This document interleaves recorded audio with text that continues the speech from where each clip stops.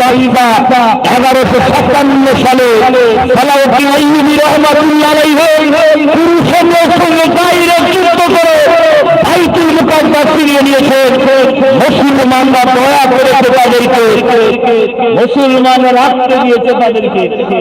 সংক্ষেপ করছি, আল্লাহু বিল্লাহি আল্লাহু খোদার কসম খেয়ে বলছি, আপনাদের জানিয়ে দিয়ে যাচ্ছি বাইতুল মুকাদ্দাসের চাবি আজ নয় কাল, একদিন না একদিন মুসলমানদের হাতে আমার নবী বলেছেন আল্লাহ করে দেবে, আল্লাহ করে দেবে, আল্লাহ করে দেবে। আসসালামু আলাইকুম ওয়া মা আলাইনা ইল্লাল বালাগ।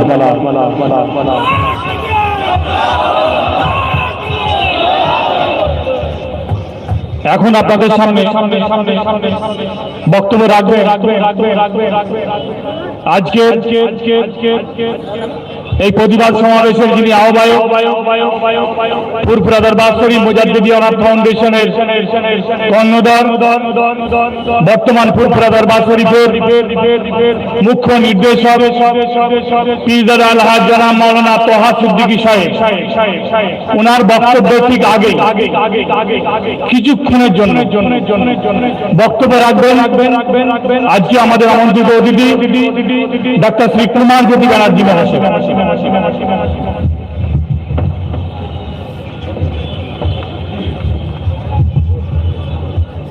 হ্যালো হ্যালো হ্যালো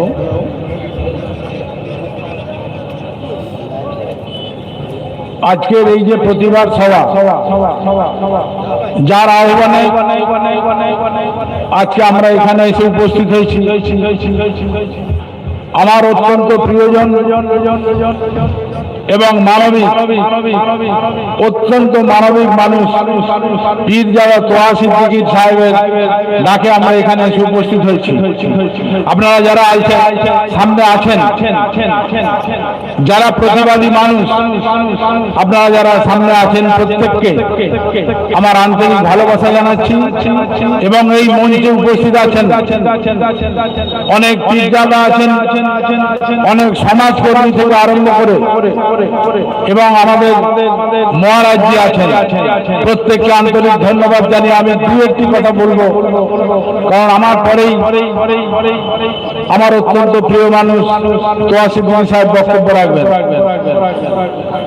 আমরা ভারতবাসী, আমরা ভারতবর্ষের মানুষ, আমরা শান্তিতে বিশ্বাস করি, আমরা উন্নয়নে বিশ্বাস করি, আমরা উন্নয়নের বাইরে কিছু বুঝি না। ভারতবর্ষ একটা সেকুলার স্টেট, সব ধর্মের মানুষ এখানে বসবাস করে, আমরা প্রত্যেকের কাঁধে কাঁধ মিলিয়ে এখানে বসবাস করি। শুধু দু একটি কথা বলবো যে এই যে যুদ্ধ খেলা, এই যুদ্ধ খেলায় আর যাই হোক সাধারণ মানুষের জীবন চলে যাচ্ছে। সাধারণ মানুষ তারা যে দিশাহারা, তারা বুঝতে পারছে না যে তারা কোথায় যাবে, কোন দিকে যাবে। আজকের এই যে প্রতিবাদ সভা, আপনারা যদি আমাকে জিজ্ঞাসা করেন আপনি কার পাশে আছেন, আমি শুধু একটি কথা বলবো যে আমি সেই শিশুটার পাশে আছি যে নীল আকাশটা দেখার আগে তার বুকে রকেট ঢুকে গেল।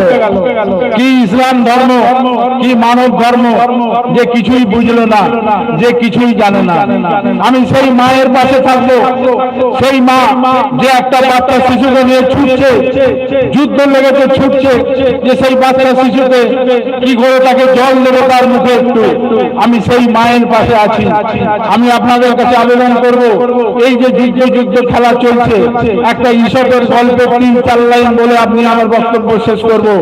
সেটা হচ্ছে যারা ঈশপের একটা গল্প আছে, আপনারা হয়তো অনেকেই এখানে পড়েছেন, জানেন যে যারা এই যুদ্ধ খেলা করে তারা ঈশপ একবার বলেছিলেন, সেই গল্পে লিখেছেন যে যারা এই যুদ্ধ খেলা করে, কিছু মানুষ জিজ্ঞাসা করেছিলেন যে এই যে যুদ্ধ খেলা চলছে, ঈশপ একটা জায়গায় বলেছেন আপনারা এগিয়ে যান, যারা এই বন্দুক নিয়ে সাধারণ মানুষকে মারার জন্য এগিয়ে যাচ্ছেন, যারা রাজনৈতিক ক্ষমতার জন্য, যারা রাজনৈতিক লাভবান হওয়ার জন্য এই সাধারণ মানুষের উপর নির্যাতন করছেন, আপনারা আগে গিয়ে